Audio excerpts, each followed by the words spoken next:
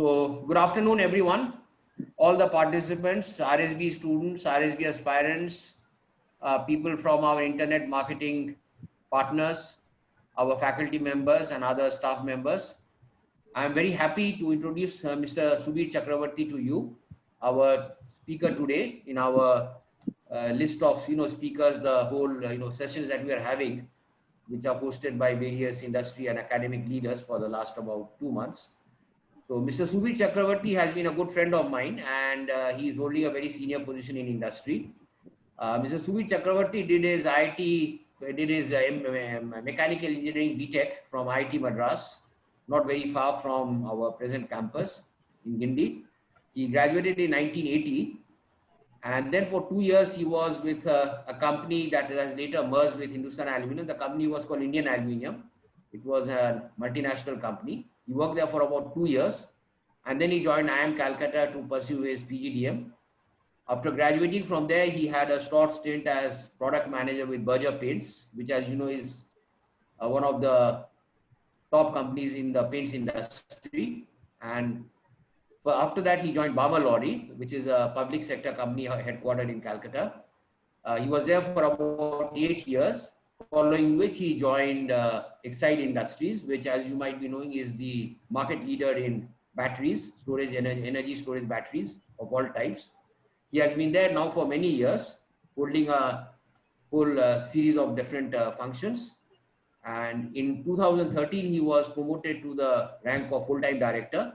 And subsequently, he has now been elevated to the position of deputy managing director, whereas he is heading the business of automotive, industrial, and submarine or strategic batteries. Just by the way, in case you did not know, submarines are big-time users of energy batteries, storage batteries, which they use when they are under the water. If you want, you can ask Mr. Chakravarti a few questions on this. So Mr. Chakravarti has been conducting many such lectures, offline as well as online. When I was in Calcutta, I had the distinction of inviting him to the B school, which I was heading at that time. He had addressed a session to our incoming students. I think it was way back in 2009 or 10. And he has been doing this in many other institutions of repute. He is also a visiting or guest faculty at many leading institutions, including a few of the IIMs. And purely as a matter of hobby, he writes poetry, which has also been published, by the way. And he likes to read and travel, like a lot of other people. So that is all about Mr. Chakravarti. And today, Mr. Chakravarti will be speaking on a topic which is, very relevant, which is about the psychological impact of studying and working from home, which has now become a reality for the last 5 months. So in today's session, one of my colleagues, Dr. Tanushree Chakravarti, will be the moderator after this. I'm sure all of you know Dr. Chakravarti, Dr. Tanushree Chakravarti. And as far as the questions and answers are concerned, may I request all the participants to write them on the chat box. And after Mr. Chakravarti's session is over, he will read out the questions to Mr. Chakravarti, which he will be answering one by one. So that is all from me. Now I pass over the mic to Dr. Tanushree Chakravarti. Thank you.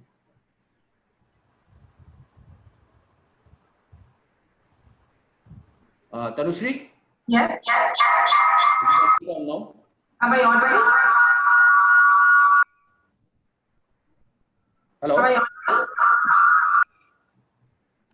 There's some echoing. Yeah.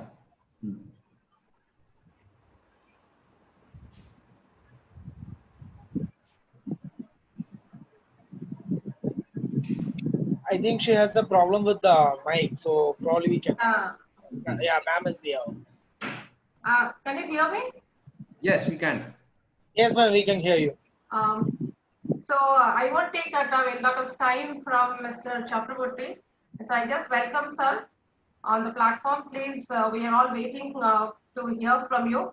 I hope our students who are really going through a very tough time now, who are having to study from home, which is a first ever incident in their life. So they are having to do a real coping up with the situation, balance their family time and adapt to this new normal. So they are impatiently waiting to know from you, I mean, how to handle the situation, and also say maybe they come to you with their queries. So I just hope that it will be a wonderful session where all of us will be benefited, even we, the faculty who are also for the first time handling such situation. So I welcome you, sir, and the floor is all yours. Thank you.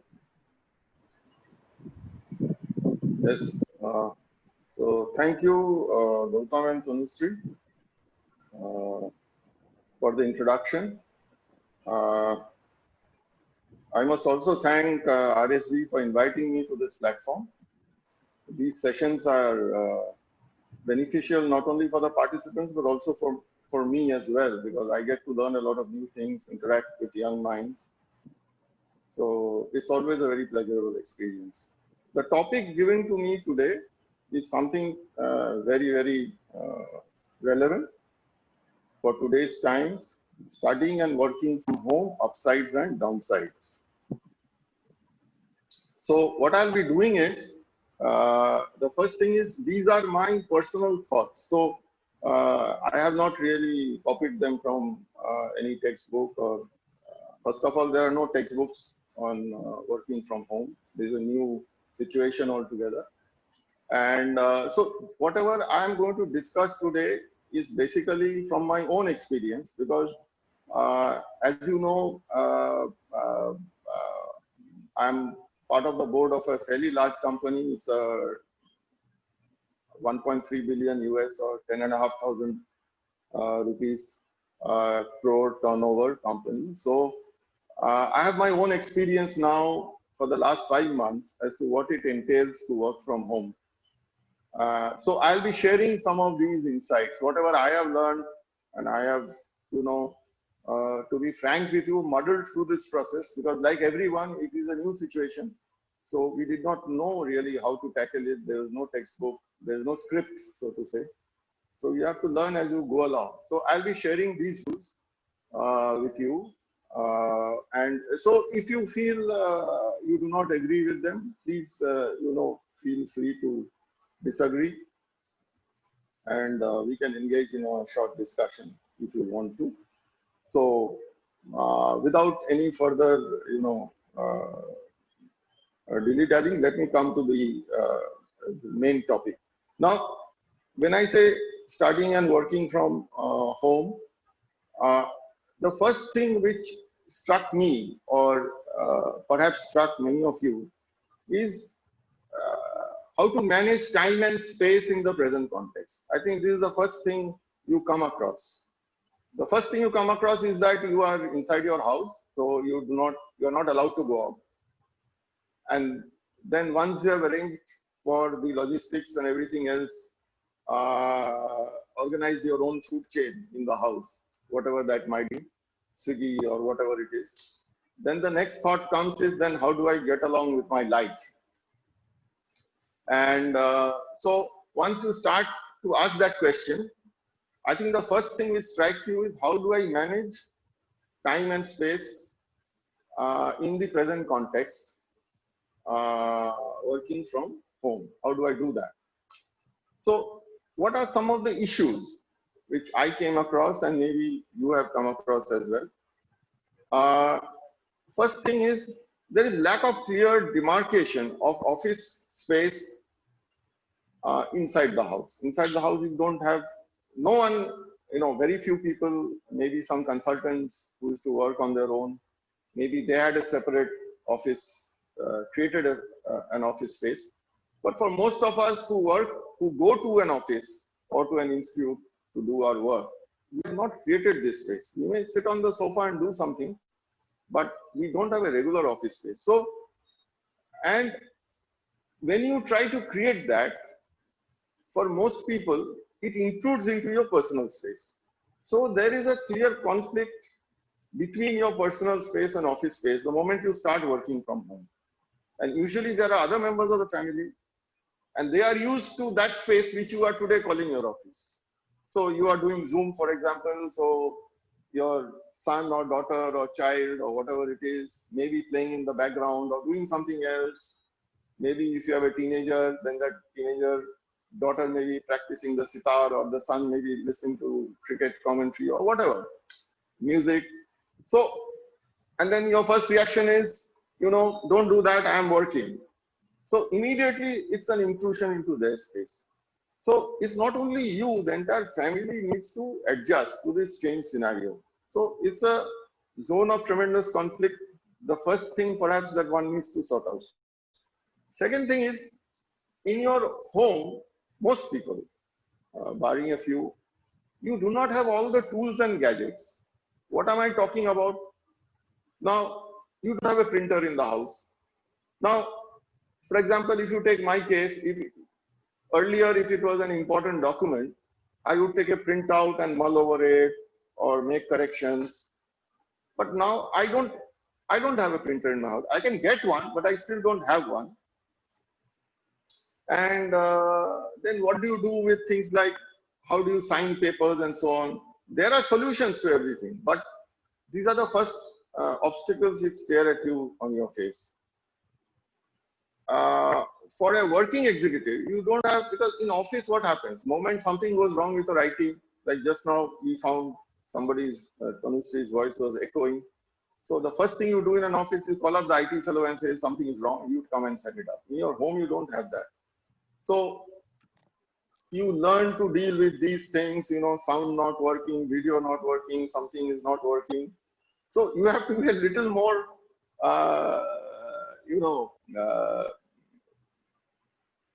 be willing to learn some of these things which you had taken for granted would be sorted out by others.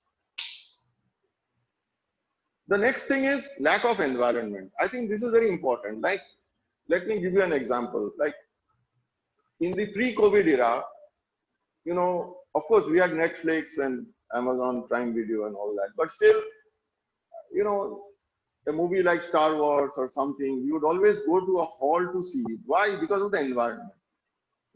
Sitting in a dark hall and seeing something, in front of your eyes, movie like Jaws or, whatever. So having that experience, that environment is not there. You may see a Netflix movie today on your iPad, but is it the same environment? Do you get the same thrill? I mean, you may still be holding your girlfriend's hand, but holding your girlfriend's hand inside a movie hall perhaps gave you a much bigger thrill. I don't know.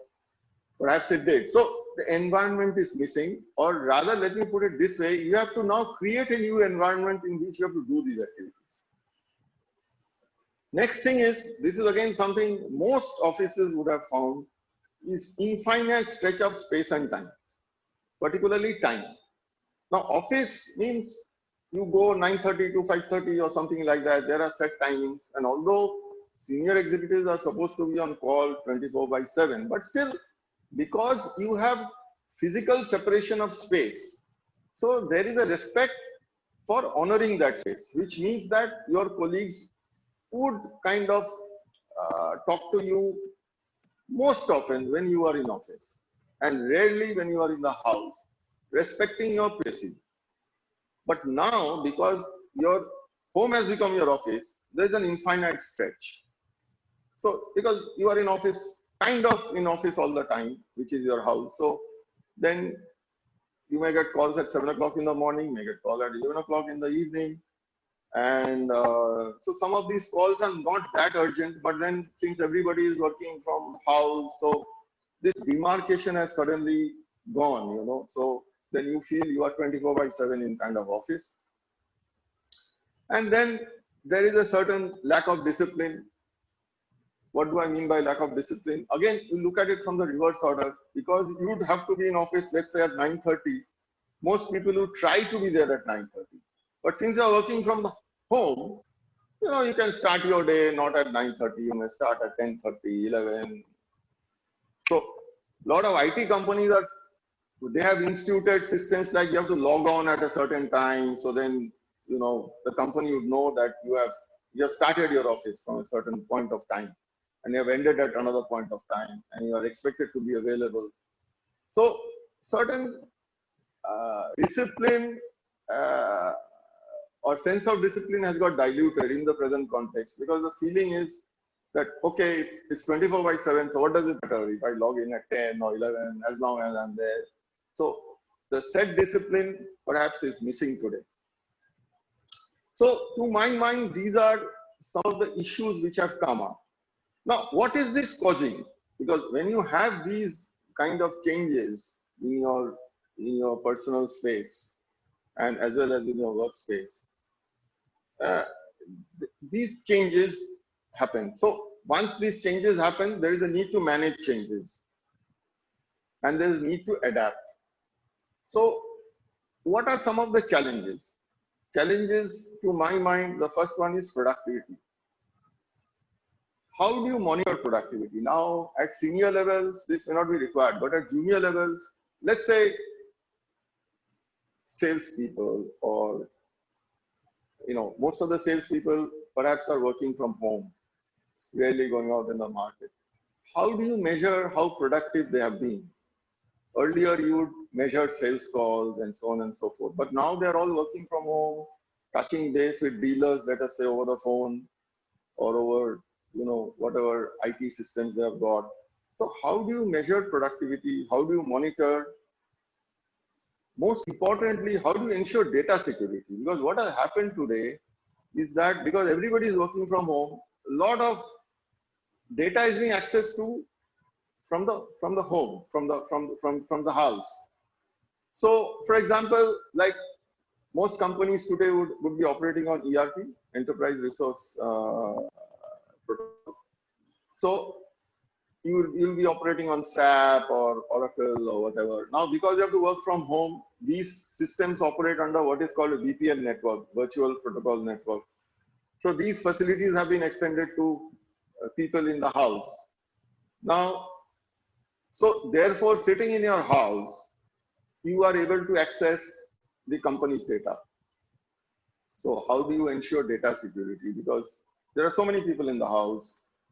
And for example, I'm giving an extreme example. There could be two brothers working from the same house.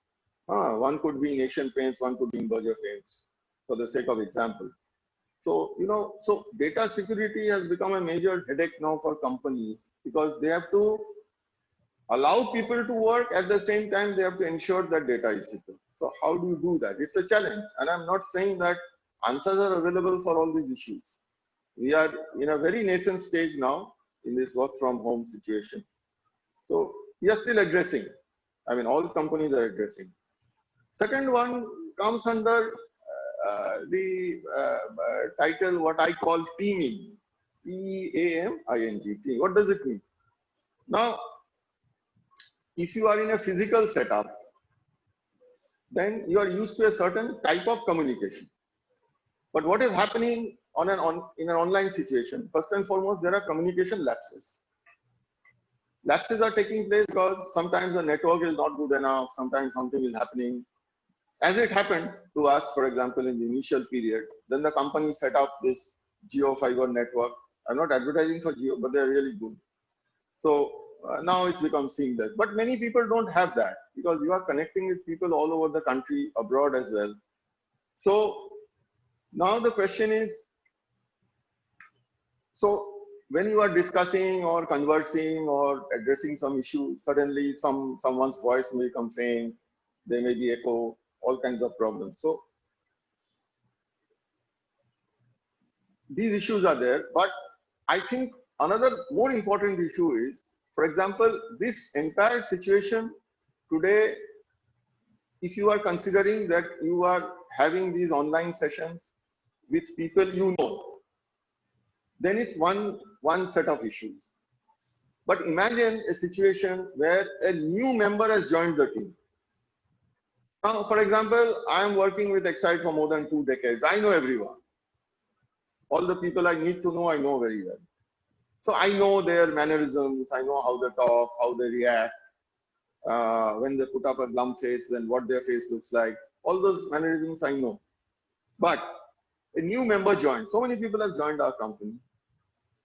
We don't know them that well. We have interviewed them, but we don't know them that well. They also don't know us. But they are starting their career in a company on an online basis. It's like your first year in, let's say, RSB, a student comes and without getting a flavor of the institute, what the director looks like and staff, what kind of staff, other faculty members, They start their sessions online. They don't have a feel of the institute. They don't know whether, the first month usually you are thinking whether you have made a right choice joining that institute or not. But if you are joining online, you don't get a feel of this place. So as a result of which, it's a huge job to integrate new members into an online situation. Very, very difficult. Because they don't know you, you don't know them. And and most importantly, in an online session, there is absence of body language to a large extent. Because in a physical setting, you can decipher a lot of what the other person is thinking from his body language. But in an online session, you can't do it because your face may be there, but you may be fiddling around with your phone, and which cannot be seen. So you don't know how seriously he is listening to you or what his reaction is. And this becomes very difficult because when you are having a discussion with your boss or with your team members, understanding the body language is important. Now, that is difficult amongst old team members because you cannot see the entire body, or sometimes they may, like you have done now for a valid reason, you have put yourself on mute and video is off. So many members attend meetings with their video off, so you don't know what they are thinking. And amongst new members, it is almost impossible. So when you are working from home, coming to the next point, is the engagement piece. So imagine a salesperson, whose job is to go out into the market and interact, because his job is to interact with people, and he is in this job because he likes to interact with people. This is something he loves to do. He loves to go talk to people, talk to dealers, talk to influencers. So a salesman by nature is an extrovert person. But what has happened is that these 5 months of lockdown, he's working inside his house. And in spite of the fact that he's able to contact them over phone or talk to them over video calls and so on, fact is, an extrovert person, if you keep that person in the house like this, it's like keeping a racehorse in a stable for 5 months. He gets restless. There is a sense of isolation. There is a sense of lack of cohesion, because this is what people like to do. They like to, interact with people, and maybe at the end of the month, if they've done a good job, they get together for a drink. All that is not possible now. It's all virtual. So how do you deal with some of the issues? These are major challenges of working from home. So when all this happens to you, because of this change of context, what it gives rise to is a sense of stress. Now, how do you cope with stress? This is important because in each one of us, there's a lot of stress because you feel, I should do it this way. Why can't I do it? Why can't? All of us are asking the same question. Why? Why this virus had to come? Why am I like this? Why can't there be a solution? Why the vaccine cannot come out earlier? And there are no answers. So what is happening is it is causing a lot of stress within us. Now, what is this stress doing? This stress is creating feelings of guilt, fear, regret, anger, embarrassment, sadness, all kinds of negative feelings within you. So you have to deal with it. So to top all this is the physical non-availability of colleagues or co-students. So for example, when a student would get a bad grade, in the pre-COVID era, what would he do or she do? He or she would, touch base with the other friends, find out how much they have got, and, and they would perhaps console him or her. No, don't worry, next time you will be better, this, that, whatever. So this social interaction is now totally missing. You don't have a group getting together and, cheering up the spirits of the person who's feeling a little let down. Same thing happens in office as well. So, because this happens, this causes further stress because you have to deal with it on your own. So therefore, You have to develop resilience. How do you develop resilience? This is important for each one of us, because if you do not develop resilience, you will succumb to this stress. And how do stresses get formed in your mind? They get formed in your mind because you are unable to cope with your thoughts. So I don't wish to get into too deeply into thoughts and thought experiments, because that's a separate session altogether that will take another 1 hour. But I will just leave this thought with you regarding thoughts, which is, remember one thing, your thoughts are external to you. Your thoughts do not define you. This is of course enshrined in the Vedas and the Vedantas and Advaitavad. So we have a lot of philosophy concerning what thoughts are and how one should deal with it. But, or you may feel that these are all spiritual texts and books, so what relevance has it got for me? But let me tell you that today the thought experiments being carried out by psychologists, psychiatrists, parapsychologists are all kind of proving what was enshrined in those great scriptures, which is, coming to the essence of it, I am making it look very simple for you. Your thoughts do not define you, they are external to you. So one quick way to prove what I am saying is, suppose you have a load of thoughts, all of us have a lot of thoughts at any point in time. So imagine, or if you can physically do it, nothing like it, sit by a stream which is flowing. You know, a flowing stream, it could be a river, it could be a small brook. Just sit there calmly, quietly, and just study your thoughts. The first thought which comes, usually in such settings, you will have lots of leaves lying around you. Try to put that thought on a piece of leaf and let it flow with the stream.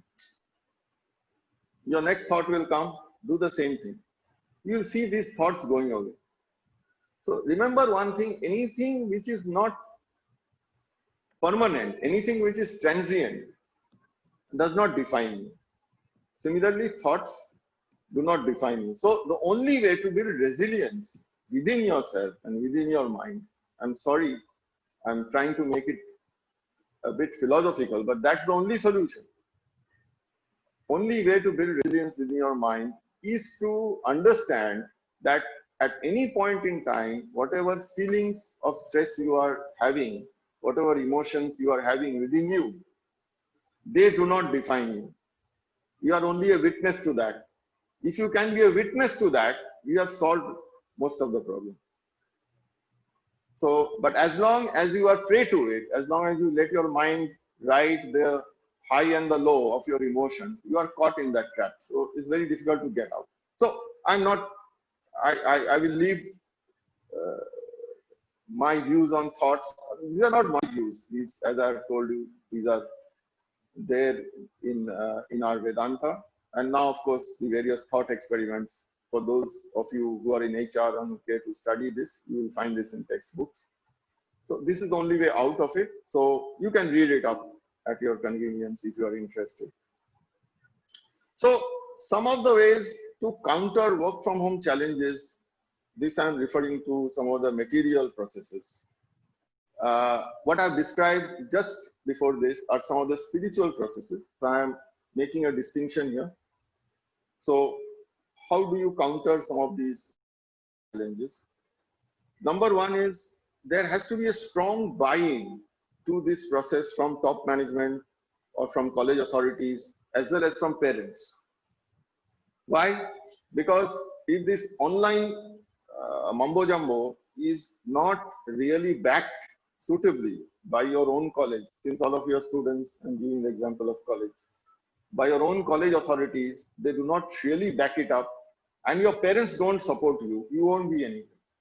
So this is very important that both your parents and your college authorities, they truly back you on this and give you full support with respect to whatever issues you may be having. Next one is this is more in the case of an organizational context.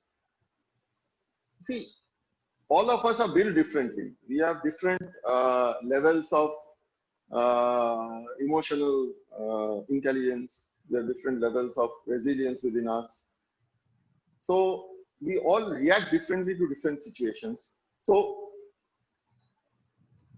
in a situation like this, where offices are half open, half not open, kind of, because you will find in most offices, some people are going, some are not going, in order to maintain social distancing. So you should pick and choose those who are more suited to working from home. So selection, I think, is an important step, because for an organization, because everybody is not equally suited to work from home. So let's say you take an accounts department. Now, some people, while many of them can work from home, some people are more suited to working from home. Maybe they have the space and a supporting family. Some people may not have that. They may have bawling kids in the house. So you have to pick and choose as to who will be more suited to working from home, and then you can allow them to work from home. And the rest you can ask them to come to office. That way you can, you know, kind of divide your workforce so that you don't have too much crowding in your workplace. Now, for work from home, you also have to set up some explicit expectations. This is very important. While we all talk about work from home, but some of the things which are not clear, either by the institute or by the institute is easier because the student pays for everything. But in case of an organization, for example, who pays for this technology? Today, you may want a seamless Wi-Fi in your house. An employee may require that, but then who pays for it? Do you pay for it? Does the organization pay for it? So these things have to be made explicit. If you do not make it explicit, then there will be lots of unanswered questions and the person will be hesitant. And also, when you are working from home, you have to allow some flexibility of timings. This, I think, is very important. Because you cannot, this is not an office setting. So therefore, what should be that flexibility which should be given? This each institution or organization has to decide for itself, so that there is not too much stress in the home sphere, and at the same time the work can get done. Establish processes for monitoring of deliverables, mode of assessment. For example, like RSB is doing online programs. So how do you assess the students? What is a good way to assess? Do you have open book exams? Because I don't know. For example, I'll give you an example that I heard in the news yesterday. It was hilarious. In two colleges in Calcutta, a lady got selected. In one college, she was number 1 on the list. In another college, she was 151st on the list, by the name of Sunny Leone. So you can understand, it's obviously a fake entry. Somebody entered in the name of Sunny Leone and whatever. And I believe she scored 100 on 100 in all the assessments. So obviously something went wrong somewhere. So when you assess people or monitor people in a work from home situation, so you have to, because in a physical situation, there are established norms, how you actually assess people. But in a work from home situation where you have access to books or maybe other people who may help you in the house, how do you set papers? How do you time the exam? All these things have to be thought through and then implemented. Otherwise, it will not work. Now, when you are trying something new, anything, whether you are, let's say you are a test player, you are trying out T20 format, for the sake of example, you need to have a plan B if plan A fails. For example, I'm an opening batsman in test. Now, I make up my mind that this is the way I should tackle the bowlers in a T20 format. But what I thought or what I have thought doesn't work in real life. When I actually go out to open, I find that, you know, the ball is swinging too much or something is happening, so I'm not getting my shots. I have to have a plan B. And that plan B must be well thought out and in place, so that in case plan A fails with respect to all these things that I've described, with respect to technology, measurement issues, you need to have a plan B in place. Otherwise, you'll be wasting a lot of time. Now, one way to do it or to ease out situation is to mimic the office and classroom sessions to the extent possible. Now, how do you do it? Well, one way to do it, of course, everybody is locking onto Zoom, but I believe there are a number of such platforms available. Now, just yesterday, you know, I was in a meeting with the IMC Alumni Association. So we are trying to do this Guru Speak webinar, and we are trying to explore various platforms which are available. I believe there's a platform called AirMeet, which I had not heard of. And in that platform, they actually create a virtual conference room, which means that they actually create a stage. So they will allow certain people to go on the stage. For example, if I'm speaking on AirMeet, I'll be on the stage, and maybe Gautam and Tanusri may be on the stage. So only few people on the stage, only they can be seen and they can speak. Rest of the people are in virtual chat rooms, which means that in a conference, what do you have? You have a stage and you have these tables, round tables, where 5 or 6 people sit per table. So you have that facility built into the platform. And then you have all kinds of facilities, like you can take an online poll and the poll results come immediately. And you can, you know, like in a conference like this, sometimes the participants, they retire into smaller rooms to have group discussions and stuff like that, and then come back and share their views. So all those facilities at a virtual level are available on this platform, which is what they have tried to create. Now, this is something which I thought was very useful, because if you are going to have group discussions or case studies in a classroom, then such a platform would be eminently suitable. Because in a Zoom platform, you only get to see, depending on whether you're using a laptop or an iPad, few number of people, otherwise you have to scroll and the instructor cannot see everybody. But here you have that, that virtual setting created for you to the extent possible. So what I'm trying to get at is, you have to mimic these classroom office sessions to the extent possible, so that students are able to get a flavor of what they would have enjoyed had they been in a physical setting. Last but not the least, you have to facilitate social networking within community. Now you may feel, what is there? Students are always on Facebook and so on, or the executives are also on LinkedIn, Facebook, all these social sites. That is not the point. The point is, when you are going to office, you are not only going to a place of work, you are also going to a place where you socially connect with your colleagues. You are friends with your colleagues, with your bosses, and so many other people in the organization. And while you may be working, you are also chatting and doing a lot of grapevine kind of stuff during your time in office. Now that is missing today.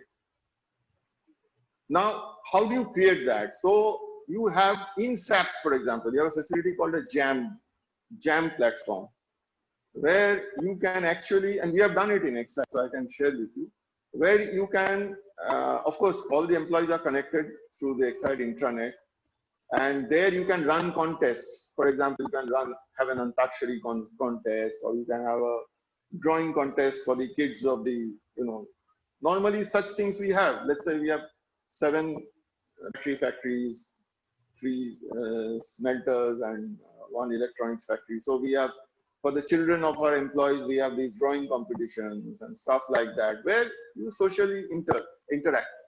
So all those things are today possible if you select the right kind of platform. So the authorities have to do a lot of hard work to find out what is suitable for them and create that kind of feeling.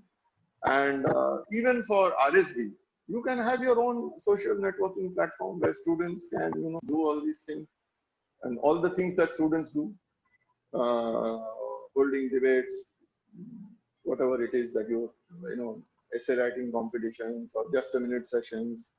You can do all that. So you have to facilitate social networking within the community.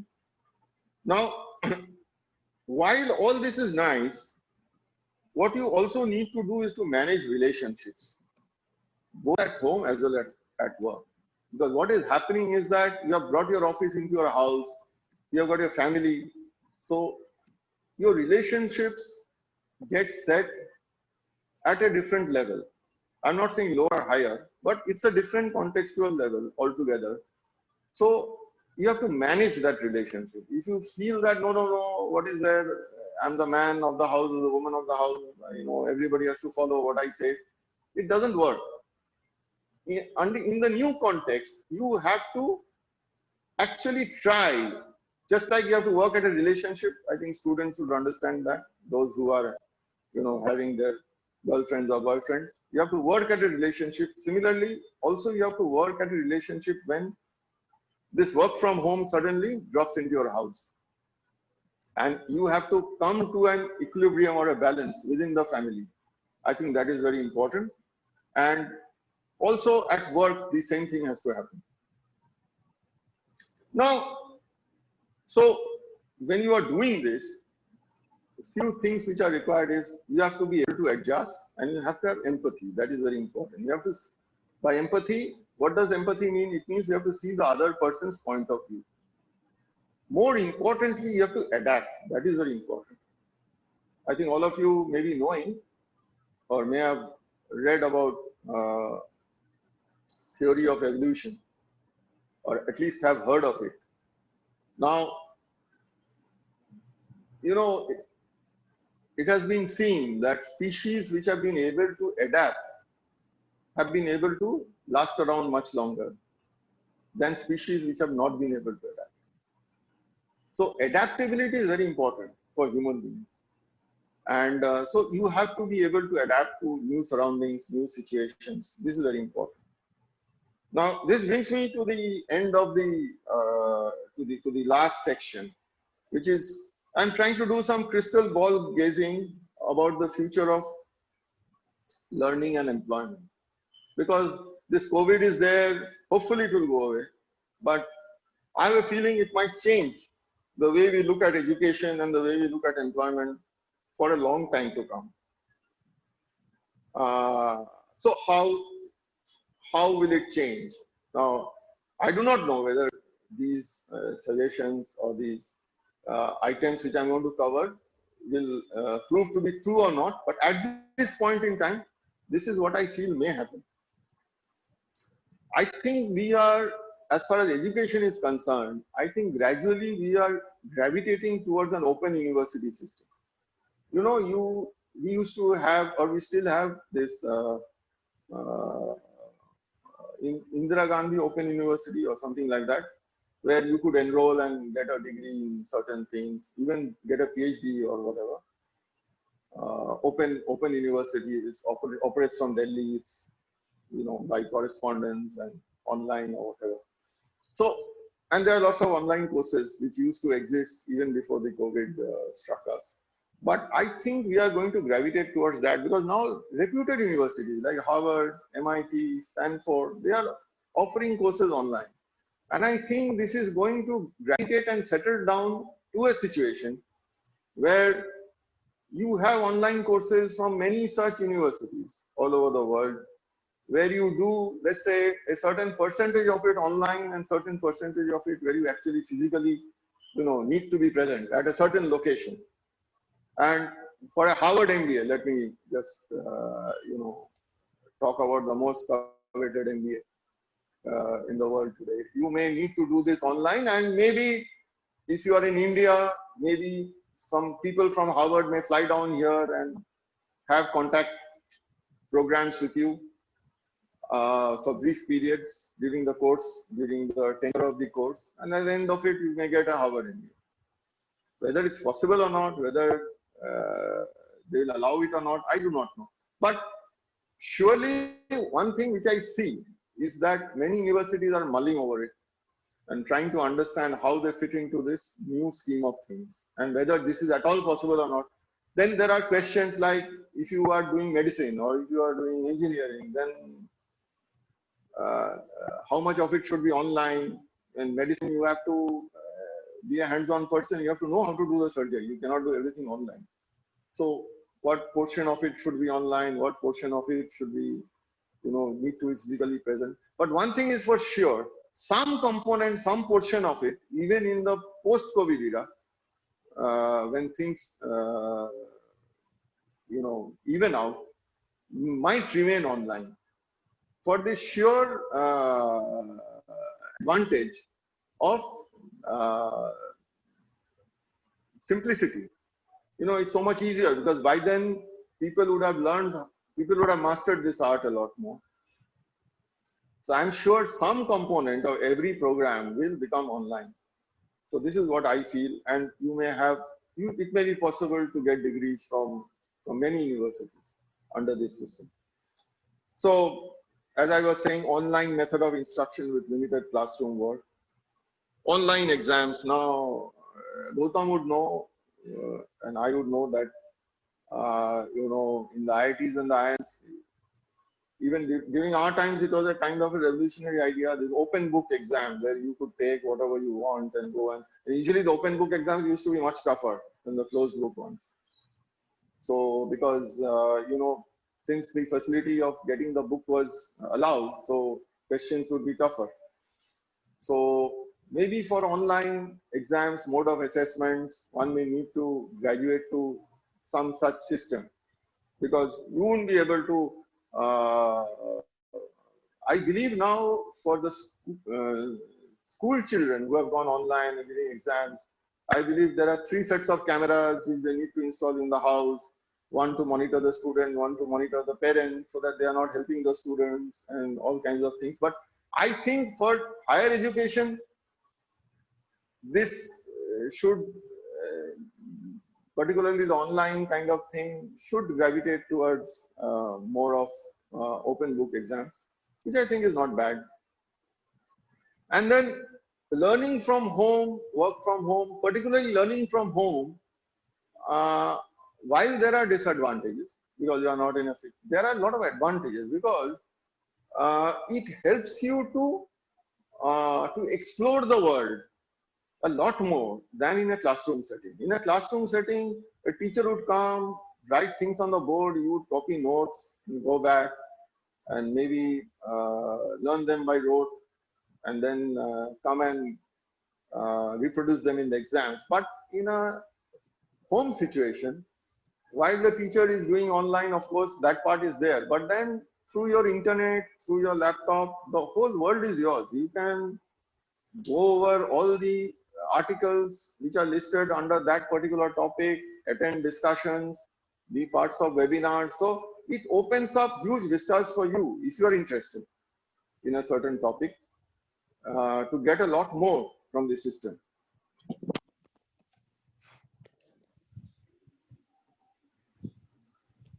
Then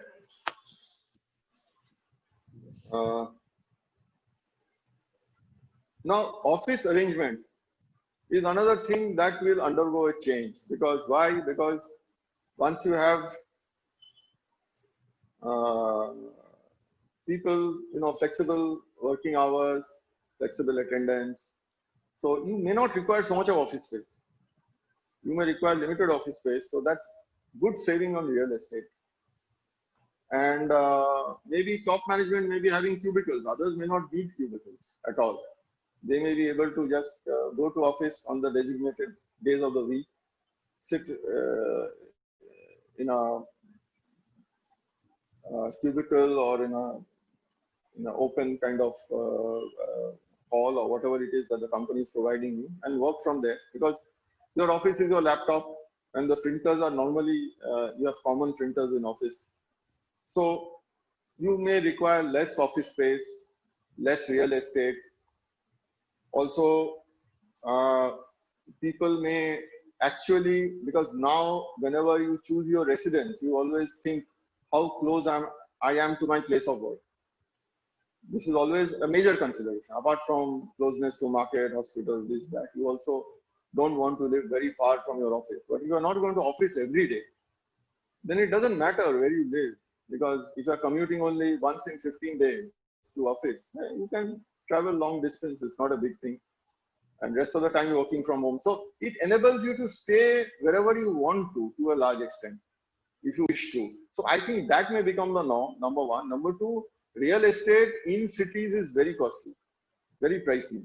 As all of you would know, if you want to live in the center of Chennai, you would be paying a huge price.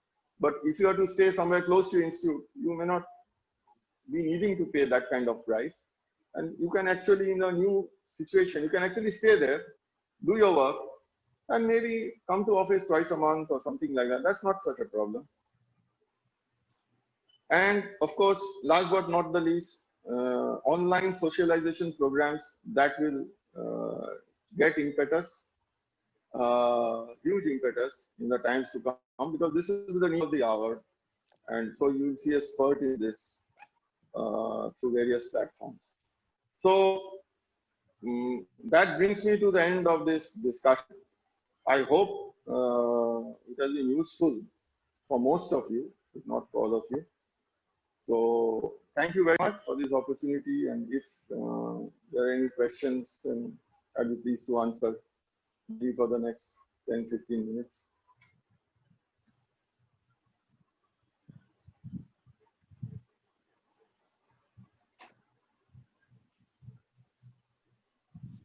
Am I audible? Yeah. Yeah. Yeah. So it was really a very insightful kind of a talk. I think there is an echo. If you can give me to adjust. Now you're not audible. Yeah, it is. The host is not allowed to mute from the device that works better for me, and that is the problem. I'm Faisal sir, not the unmute host. me. Faisal sir is there. Yes, all Yeah. muted. Yeah, I've got it. I hope there is no echo for the now. So it was really a very insightful talk, sir. I mean, it's really, I mean, as a whole team, we would like to appreciate you, the way you have brought in psychology, philosophy, and the practical bits, how the students would able to manage their new kind of life that they are having today. And probably what they see in themselves in their everyday life, you have, I think, just heard you saying that. It is that what they experience, they've heard you today saying that. Just to recap in a very brief summary of what Mr. Chakraborty talked to us about, he wonderfully started with the challenges that all of us are facing now at the workplace, even at the the school classroom community, starting from the home office boundary, the difficulties of IT infrastructure, and he really practically took the example that I am having today with my mind, and I hope many of us have such problems. Plus that diluted discipline that is there we are facing today, plus the data insecurity of people working from home. And that the thing that I keep telling my students also, that don't feel bad that you are in the classroom and not being able to meet your friends and your faculty. Things will just settle down. Yes, there is a big challenge of developing a bonding and interpersonal relationship among the friends and the faculty, and yes, also the in the working community, the colleagues and so on. Yes, and as a faculty, I very well understand the difficulty of body language, because students just go out of camera, and I don't know, we do not have a hold on what they're doing actually. I mean, on the other side of the camera, when we in the classroom, we have a complete hold on the understanding how what they're doing, whether they're looking at their mobile or something like that. This is really a big challenge. Yes, engagement becomes an issue, and the lack of cohesion, then the social relationship. Plus, he brought us to the very good thought and the practice that you can really do. That is, he has talked about resilience. I hope you understand the meaning of resilience. When you fight back a difficult situation and come to normal, you can cope with the stress and stand tall again like previous normals and things. You have to have every way of handling such situations and come back to normal. So it's given a lot of suggestions how you should have a plan B in when the plan A doesn't work. You have to mimic the classroom situation kind of thing. And yes, of course, yes, you have to get practice to the online system because giving examples from distance education and with the special reference to Indira Gandhi National Open University, things like that. He has said how many universities will be offering lots of courses. So now you can be a global student. You can learn from lots of places where probably you didn't have an access before. So this brings us to, in front of a huge arena of advantages, you can say. Workplace arrangements might be changed. As sir said already, you can explore the world. In a nutshell, he has given us the wonderful word that you can explore the world, and I'm very sure that our students have gained a lot from this. But I still have some, I can see many questions which have popped up in our chat window. And let me begin with, sir, I'm beginning with the questions where I can see Mr. Ko from our first student who has also been subject to online classrooms and has not met us, not met his friends. So the first question that comes to him is, he asks that is this remote form of working, that is a work from home, will bring a kind of new principles in management, as they have already learned a lot about scientific theories in management and other things.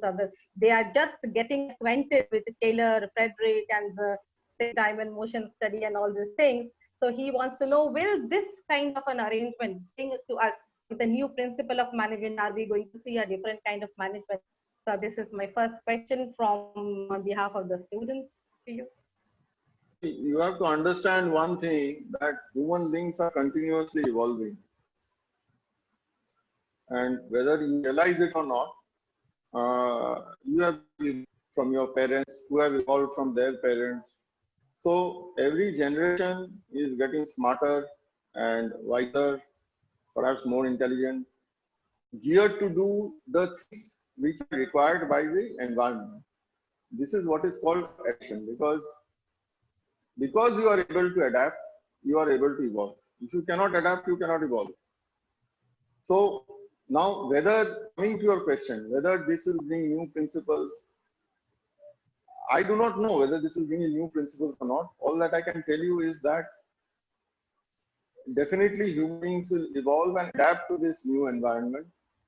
And in course of time, whether new principles will be written or on this kind of situation, it's for the management experts to say.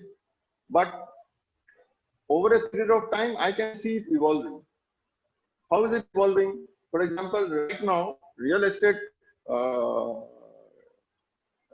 developers, those who are designing homes, they're actually creating a small office space, because they have already understood it's going to be the norm for the future. You don't have to sit in your drawing room or kitchen table or dining table and do all this. They already started doing it. So you'll find so this might become the norm. In course of time, these specifications may get worked out. So what I'm trying to tell you is also in the case of behavior and how you should, for example, how do you monitor, how do you assess, how do you monitor productivity. So many of these things will, I'm sure, be resolved and evolve out of this situation. Of course, these will have to be internet-based systems, naturally. So it will have to be, just like number of new platforms today have been created to facilitate conferencing and so on and so forth. I'm sure in this arena also, this is bound to happen in course of time, out of which new principles might evolve. And thank you.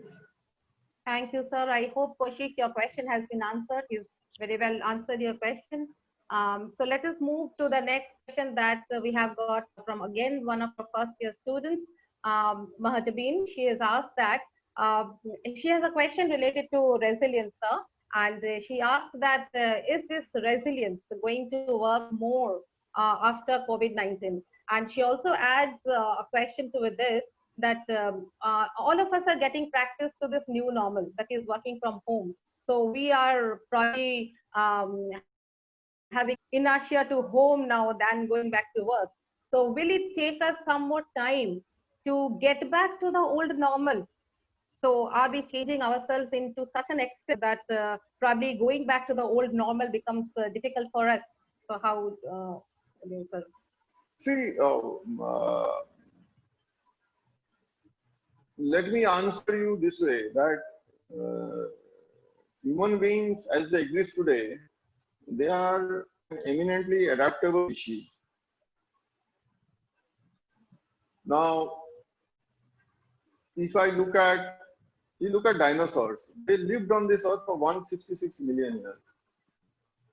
We don't have that kind of history. We have not lived on this earth for this long. This earth is actually 4.56 billion years old.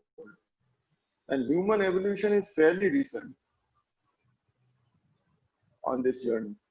But one of the reasons why we have been able to survive at the expense of other species. For example, when the Homo sapiens, for example, first evolved, they were not as strong as the Neanderthals or the Denisovans. And yet they could overpower them because of sheer adaptability and the ability to be able to use, get up on two legs. But more importantly, being able to connect with each other and form groups. This is a very important, for example, if you look at lions, the way they hunt, they always hunt in a group. The lionesses hunt. The lion actually is warming his backside most of the time. But the lionesses, they always hunt in a group. And because they hunt in a group, they are successful. So human beings also adapted to this environment by being able to form bonds in trying to develop some kind of language. Initially, the language for clickety clang of just sounds, click, click. In fact, some very ancient tribes use this as a means of communication. So human beings, to cut a long story short, human beings have been able to adapt. Now to answer your question, whether we shall build more resilience, less resilience, I do not know. My answer to that is we shall build adequate resilience to be able to get over this crisis. I have high hopes on the ability of human beings, and I'm sure they'll be able to tide over this crisis. And what was the other question? One was on resilience, and the other, whether it will be difficult for us to get back to the old normal once we get back to the new normal. To answer that question, I don't think that will be a big bottleneck, or that will be a big obstacle for people, because once it opens up, which I'm sure it will at some point in time, people will go back. But as I've said, we have learned a lot from this period. These learnings will be with us. So I'm sure your institute also will be thinking about it in terms of, because if you work from home, you save a lot on costs. That is for sure. Both the student and the institute will be saving on costs. So whether, I'm sure institutes will be thinking about it. So whether it may be useful to have some courses online, some on the campus, and whether we can charge less fees, I don't know. So these are all thoughts at this point in time. But I'm sure these learnings, whatever we have learned, we are learning now, this will not go away. This will be there with us. And over a period of time, it will all even out. Remember one thing, this pandemic, although we think it is a huge misfortune which has befallen us, those of you, I would just refer you to a book called Indica by Pranay Lal. If you study the history of the earth for 4.56 billion years, you will find that this is nothing compared to all the misfortunes or the upheavals which have happened on this earth. This is just a tiny speck. It's not something that should worry you beyond a point.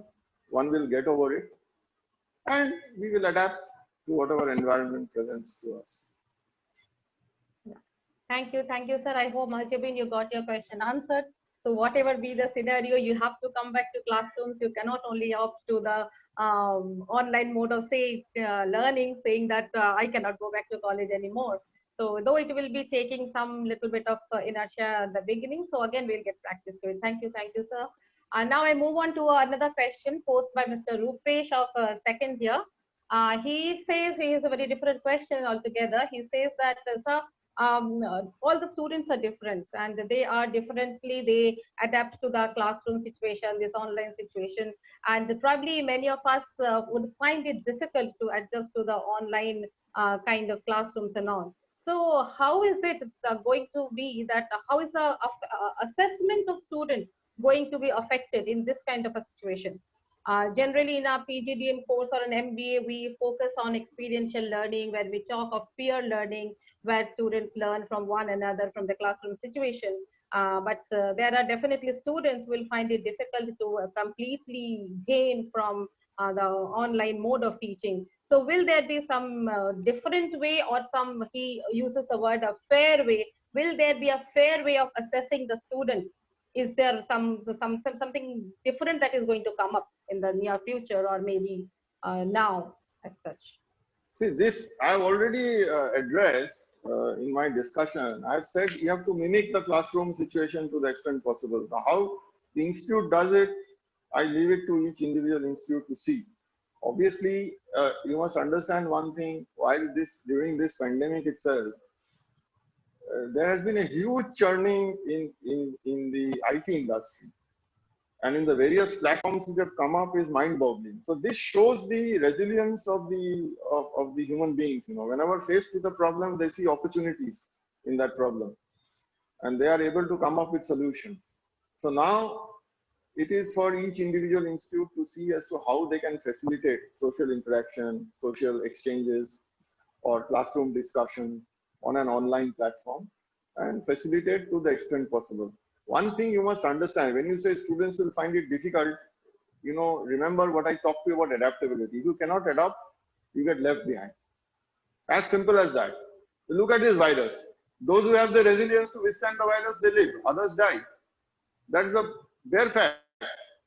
I mean, whether you like it or not, whether it's a good way to put it or not, that's another matter. The fact is that those of us who will live through this pandemic will have the resistance and the resilience to be able to fight such a virus. Those who cannot will get left behind, or we will die. That's all. As simple as this is how evolution takes place. You have to understand that the fittest survive. Very simple. So if there is a situation which confronts you, you have to find out ways to get over that situation. You have to find ways to adapt to the situation. If you do not adapt, you are not fit to go to the next round. As simple as that. Yeah. Okay, Rupesh, I hope you got your question answered by sir. And as already he has talked about this different kind of workspace design and all, and look, our workspace is definitely the classroom, and he has also told about mimicking the classroom as much as possible. So probably there will be different ways of assessing from online examinations to different other kinds of things. We will be seeing those things soon. So I think yes, things like this might happen, and you have to adapt to it. So I move on to the next question, and this is from our second year student, Mr. Sudesh, who asks that will the psychological change in the person due to lockdown change his character and affect his productivity at work? Well, as I said, you know, whether it will change his character or not, I cannot say. That depends on each individual.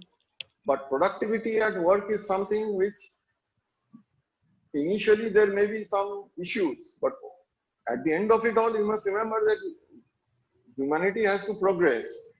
There's no way you can get stuck in one place, because even if you get stuck, others don't get stuck. So it is a continuous competition for scarce resources.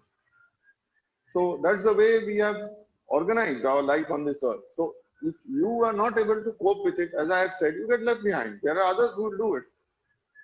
So you have to be prepared to take these challenges. It should not be such a situation that you get depressed and you do not know how to move forward.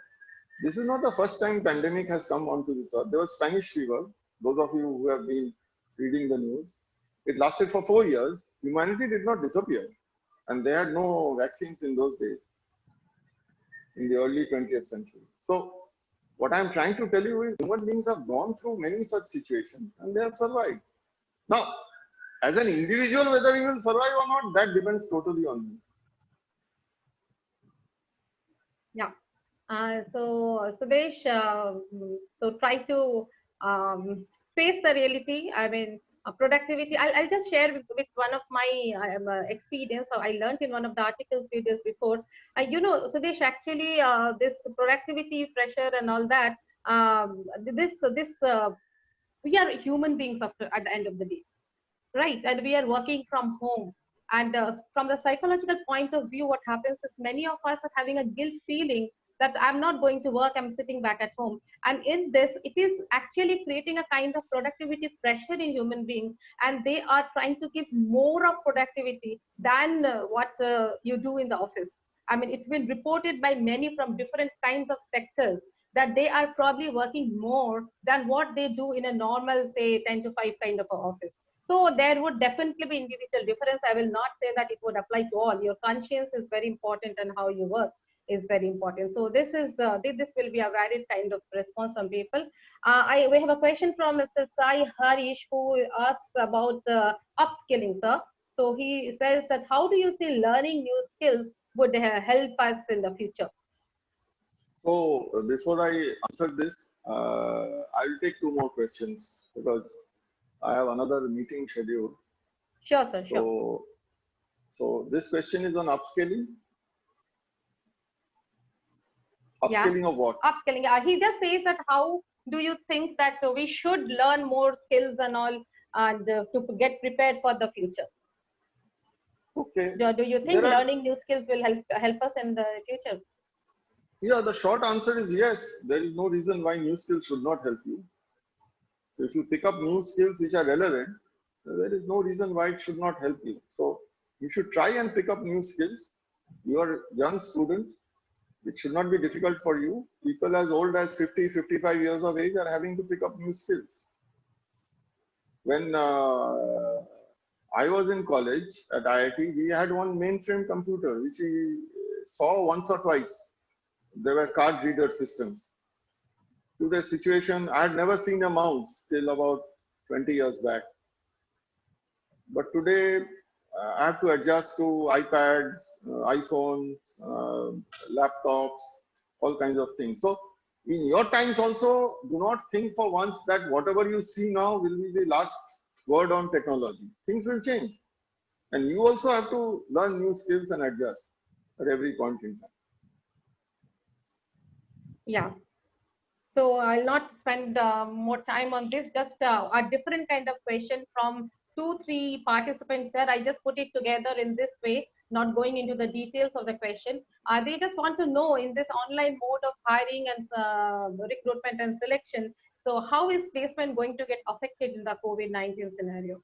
So, lots of online interviews happening. There are sectors which are booming, let me tell you. There are sectors which are not doing well right now. So, for example, if you take the month of August, passenger vehicles have registered a growth, although the numbers are not out yet fully, but whatever I have read, between 16 to 21% growth in passenger vehicles. So obviously, people are buying more cars, obviously because they need or they want or they prefer their personal mode of transport now because of the COVID situation. So the COVID situation is giving rise to employment in lots of sectors and it is contracting opportunities in a lot of other sectors. For example, if you look at the food hospitality sector, now take home has definitely been on an upswing, but going out to physically sit at a restaurant, perhaps that may see some contraction. And in fact, I'm told 40% of the restaurants may not even survive. So you must understand one thing, that you need to look at, because every downfall, every catastrophe gives rise to new opportunities. You must understand this. So, prehistorically, to give you an example, only when the dinosaurs died did the apes start to multiply and find space. Had they not died, then the apes would not have been there and maybe would not have been there. So lot of things which have happened on this earth has happened due to chance. So if you look at this pandemic in particular, it will give rise to, it will spell the death knell for many industries. It will give rise to lots of opportunities. As students, I will suggest that you ponder for some time as to what are the industries which are really doing well or which have the potential to show growth. And you should then zero down on those sectors and try and find jobs. Because today, if your ambition is to, let's say, be a chef or something, you would have a lot of hurdles at this point in time. Maybe later on, I do not know, things may be different. But at this point in time, that sector is really contracting. So you have to make the right choices at the right time. I think that is very important. Yeah. Thank you, sir. I won't extend any more. 2-3 questions clubbed together. I put it as some people have asked about how the psychological impact of this lockdown and being stuck at home. So how is it going to impact the human frustration and kind of loneliness? Will people get loneliness because they are just devoid of some social life? So I think sir has already talked about some kind of platforms where you can have social, see antaksharis and some fun games where you have say that there is something called a huddle kind of exercise where people come like a chat room, they discuss and all that. I think he's already touched upon these things in his discussion, but if you would like to add something more on this, sir, I just leave it on you, or so can, just let me tell you, answered. You know, there is something called the cuddle hormone. It's called oxytocin. You know, oxytocin gives you that feeling, because our feelings of happiness and sadness and so on, they are all controlled by hormones actually. So there is something called the cuddle hormone, which is called oxytocin, makes you feel nice.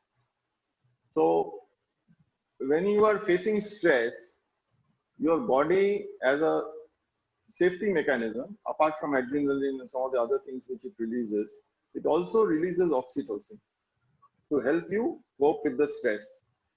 And what this oxytocin does is that it makes you yearn for company. So what essentially it is trying to tell you is get across to people, talk to people, which I mentioned during the discussions that, you know, if inability to be able to connect with colleagues, peer groups, friends, that is causing some stress. But the fact is, when you are under stress, you need to reach out. And the more you reach out, the less your stress becomes. So therefore, use every possible opportunity to reach out. Don't end up like some of these film stars, you know, committing suicides and stuff like that. That's an extreme situation. So my advice is try and reach out to the extent possible. There is no shame in reaching out to friends, colleagues, even during a difficult situation. And even sharing your experiences that relieves some stress. Don't get into the trap of who should contact whom first, because sometimes we fall into this trap. You know? Why should I call? He has not called, she has not called. If you are in need, you call. Doesn't matter. So that's the only way you can get over this situation and slowly start to build your own internal resilience. Thank you so much. I think now it is high time that we would call it a day, and I will take the opportunity to propose my vote of thanks to the entire group of people who are present here today. So I start with Mr. Chakraborty. Thank you so much, sir, for this wonderful talk, and I really appreciate the way you have I handled so many questions and very patiently answered to each and one of the questions that we had posted to you today. It was really a very insightful talk, and I hope it is so much at a personal level that people can relate to it very nicely, and it was told in a very lucid language also. Thank you so much. I also thank our director, Professor Gautam Ghosh, for connecting us with Mr. Subir Chakraborty and also helping us in organizing such a beautiful webinar. Thank you, sir. I thank all my dear colleagues and also our head of the department for being with us today. I know he's already engaged in another meeting, but still he had made time to be with us today. I thank Mr. Faisal and your team for organizing this and being a part of us. I thank our media partner, 42 and More, who helps us with all the registration kind of things and creating the creative and doing things like that. And last but not least, the gems of this webinar. Without you people, our dear participants, either you are from RSP or you're from outside RSP, far and near. We have many participants here. Even in the last moment, I had also circulated the message to many of my known circle, and they have been a part of this webinar. I thank personally each one and all of you. Thank you so much for being with us. And I again thank Mrs. Subir Chakraborty. We hope to hear from you again in future. We will come up with some topics later, and I hope you will be a part of us. Once again, thanks to to you from the entire Rajalakshmi group of institutions. Thank you so much. Thank you. Thank you, everybody. It was a pleasure. Thank you, sir. And I think we have just come to the end of the program. And later, our team will definitely contact you with the e-certificates for the e-certificates and maybe your feedback form. But for the time being, I think it is a time to say bye to each one of us, and you can one by one leave the meeting. Thank you so much. Thank you. Thank you. Thank you.